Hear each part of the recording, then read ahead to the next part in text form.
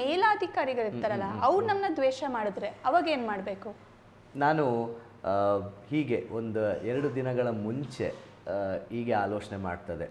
ನಾವು ಒಂದು ಕಾರ್ಯವೃತ್ತಿಯಲ್ಲಿ ಕಾರ್ಯಕ್ಷೇತ್ರದಲ್ಲಿ ಬೆಳೆಯುತ್ತಾ ಹೋಗುವಾಗ ನಾವು ಹೇಗೆ ಹಂತ ಹಂತ ಹಂತ ಮೇಲೆ ಹೋಗ್ತೇವೆ, ಒಂದು ರೀತಿಯಲ್ಲಿ ಲೆಕ್ಕ ಕೊಡುವಂಥದ್ದು ಕಡಿಮೆ ಆಗ್ತದೆ. ಯಾಕೆ ಅಂತ ಹೇಳ್ತೀನಿ. ಇವಾಗ ನೋಡಿ, ನೀವೊಂದು ಅಟೆಂಡರ್ ಆಗಿದ್ರೆ ನಿಮಗೆ ಕಂಪ್ಲೀಟ್ಲಿ ಚೆಕ್ ಮಾಡಿ ಫುಲ್ಲು ಈಚೆ ಬಿಡ್ತಾರೆ. ನೀವು ಎಂಪ್ಲಾಯ್ ಆಗಿದ್ರೆ ಬರೀ ಸ್ವೈಪ್ ಮಾಡಿ ಹೋಗ್ತೀರಾ. ಅದೇ ಬಾಸ್ ಆಗಿದ್ರೆ ಸ್ವೈಪ್ ಮಾಡೋ ಅವಶ್ಯಕತೆ ಇಲ್ಲ ಅಲ್ವಾ? ಇವಾಗ ಈ ಮೇಲಾಧಿಕಾರಿಗಳಲ್ಲಿ ಆ ಮನೋಭಾವನೆ ಯಾವಾಗಲೂ ಇರುತ್ತೆ.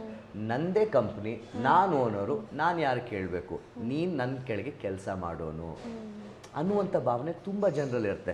ಇಲ್ಲಿ ಒಬ್ಬ ಮೇಲಾಧಿಕಾರಿಗೆ ಇರಬೇಕಾಗಿರುವಂಥ ಜವಾಬ್ದಾರಿ ಏನಂದರೆ ತನ್ನ ಕೆಳಗೆ ಕೆಲಸ ಮಾಡ್ತಿರುವಂಥ ಜನರನ್ನು ತುಂಬ ಚೆನ್ನಾಗಿ ಹಾರೈಕೆ ಮಾಡಬೇಕು.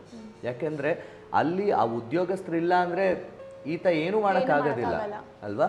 ಅವ್ರನ್ನ ಚೆನ್ನಾಗಿ ಅವ್ರನ್ನ ಹಾರೈಕೆ ಮಾಡಲೇಬೇಕು. ಎರಡನೇದಾಗಿ ಅವರಿಗೆ ಆ ಕೆಲಸಕ್ಕೆ ಬೇಕಾಗಿರುವಂತಹ ಒಂದು ಆ ಪ್ರೋತ್ಸಾಹವನ್ನು ಈತ ಕೊಡಲೇಬೇಕು.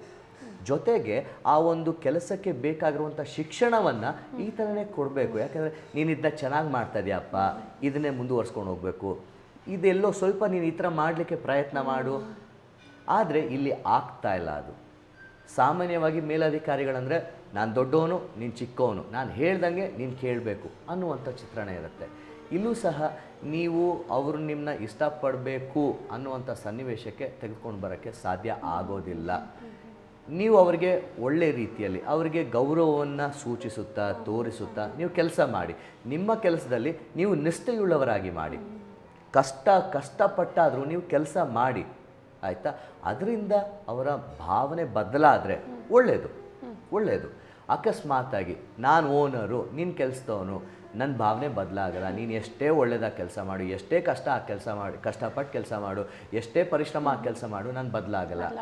ಆ ಸಮಯದಲ್ಲಿ ನೀವೇನು ಮಾಡೋಕ್ಕಾಗೋದಿಲ್ಲ.